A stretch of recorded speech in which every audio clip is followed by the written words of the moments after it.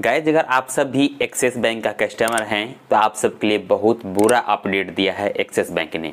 लेकिन इसमें बताया गया है एक्सिस बैंक की तरफ से कि ये आरबीआई का गाइडलाइंस है, यानी बताया जा रहा है कि जितना भी आप इससे पहले एक्सिस बैंक के द्वारा लिमिट फिक्स किया गया था, जो कि लिमिट इसमें अभी पूरे तरह मेंशन नहीं किया गया कि आप 10,000 या 20,000 या 1 लाख या 2 लाख आप मनी विड्रॉ कर सकते हैं, उसके ऊपर आपको चार्ज देना पड़ेगा। लेकिन इसमें आप इधर एक स्क्रीनशॉट आप देख सकते हैं, इधर आपको बताया गया है कि एक्सिस बैंक के द्वारा जो एक लिमिट फिक्स किया गया था वो लिमिट को आप सब फ्री में विड्रॉ कर सकते हैं।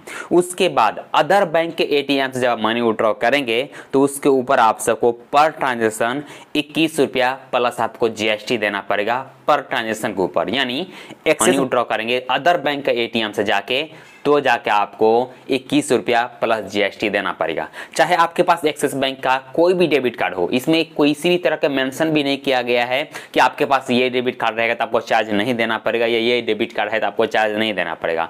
यानी एक्सिस बैंक का आपको कोई भी डेबिट कार्ड है तो उसमें कोई लेना देना नहीं है।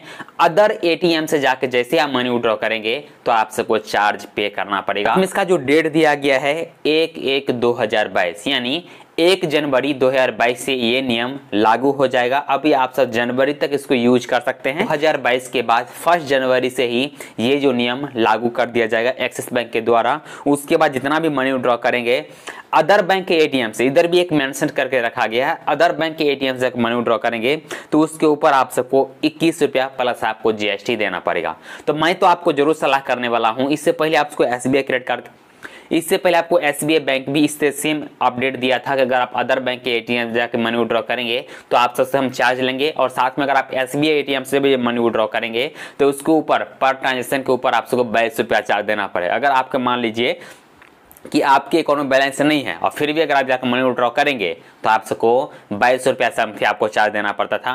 सेम इसी प्रकार ये बैंक का भी अपडेट आया गया है।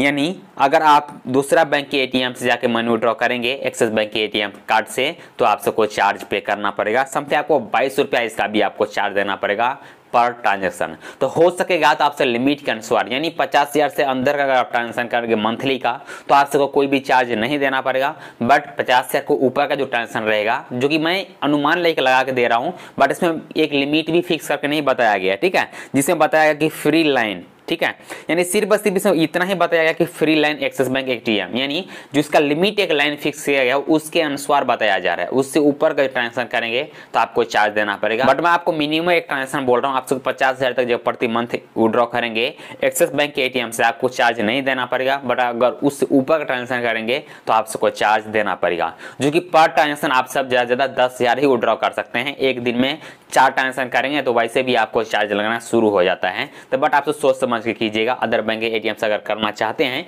तो कीजिएगा, बट आपको चार्ज पे करना पड़ेगा। सो आशा करता हूं कि आप सबको ये वीडियो पसंद आया होगा। जरूर वीडियो को लाइक कीजिए और इसी तरह के वीडियो देखने के लिए जरूर चैनल को भी सब्सक्राइब कीजिए।